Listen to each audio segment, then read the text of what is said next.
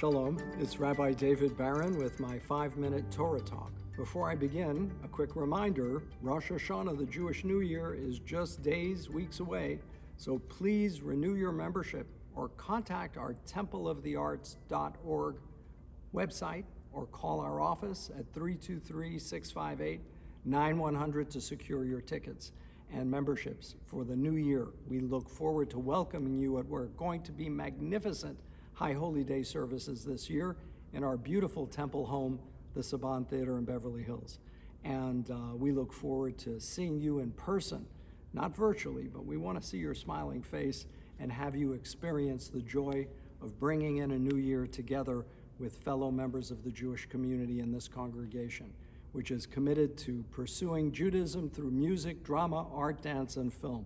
So make it a point of getting your membership renewed or securing a new membership and getting your tickets for the High Holy Days, Rosh Hashanah and Yom Kippur. This year, we are entered right now in this time of year in the month of Elul, the last month of the Hebrew calendar year. And this year in particular, we have compelling reasons to be touched by the importance of this month. This month of Elul teaches us to be concerned for the welfare of those who are in need, the welfare of those who are oppressed.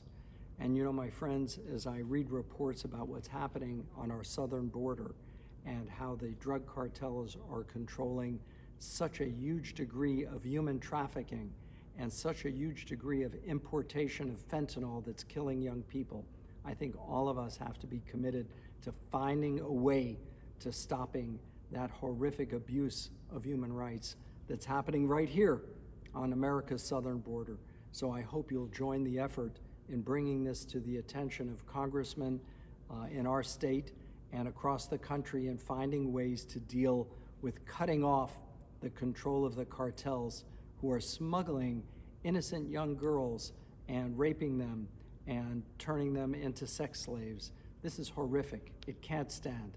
And we as Americans have to unite together of every political party, of every persuasion, to stop this offense to humanity.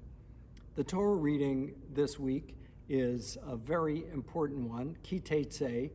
It begins with the words, when you go forth to do battle against your enemy, and you capture a city, let's say, and there is a beautiful woman, and you want her to be yours, your wife. You have to give her a time to mourn her male relatives who may have been killed in battle. You have to let her, according to the Torah, shave her head, cut her nails, and go into her period of Shiva, of mourning, if you will, or Shloshim, or 30 days. And afterwards, if you still desire her, you may take her. In other words, the Torah is saying you can't do what other nations do. You can't go in and rape and pillage and grab whatever you want. You have to show compassion even for someone who's a conquered member of an enemy. You have to show that respect and compassion. The Torah reading is actually full of a rich repository of human laws relating to all kinds of experiences. One of them, it's not one of the big 10 commandments, but it's an important one nonetheless, to build a parapet around your rooftop. In the ancient Near East, people would go up on their roof on a hot day, and we're all experiencing hot days, and in the evening they'd cool off and maybe have a glass of wine, or maybe two. And the Torah commands us to build that guardrail. In other words, concern for the safety of others. Very important law, one of the mitzvot of the Torah. Another one, kindness to animals, not to abuse an animal. If you see your neighbor piling on a load on his or her beast of burden, the donkey, you hear the animal crying in pain, you must go over and stop that individual from causing harm to an animal. Respect for animal life and kindness to animals is implicit. It's a part of our experience, and it's a part of what the Torah commands us to observe. So it's not an elective. It's something we're required to do as decent human beings, as members of a faith community. And I'd like to also add that some of the laws of the Torah are extreme. It calls for the stoning to death of certain cases, like a rebellious son. And of course, Orthodox authorities have, to some degree, indicated that that was rarely meted out as a punishment. But again, you have to understand that a lot of these laws were written at a time when the Jewish people confronted the severity of surrounding nations who were doing all kinds of horrific things like child sacrifice on their altars to their foreign gods. And so the Jewish people wanted to disassociate themselves in the strongest possible terms from these nations that surrounded them and maintain and adhere to a strong code of ethics and conduct. And that was enforced very, very strictly and with great severity. Today, we acknowledge that those laws, many of them, don't relate in quite the same way, aren't laws that we would ever consider observing. But what we draw out are the kernels of truth, the kernels of everlasting laws of human decency and kindness. And that's what inspires us to live life fully in the new year.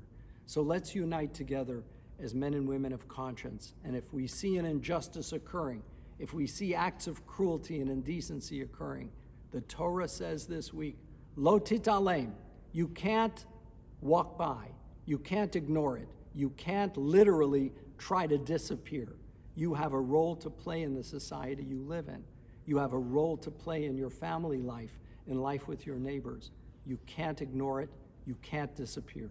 That's a commandment for every one of us to take to heart in this final month of the year as we approach Rosh Hashanah, the new year, and we take a personal inventory and we start to make resolutions, not resolutions that are petty, but meaningful resolutions. We resolve to be better, to live more fully, to love more fully.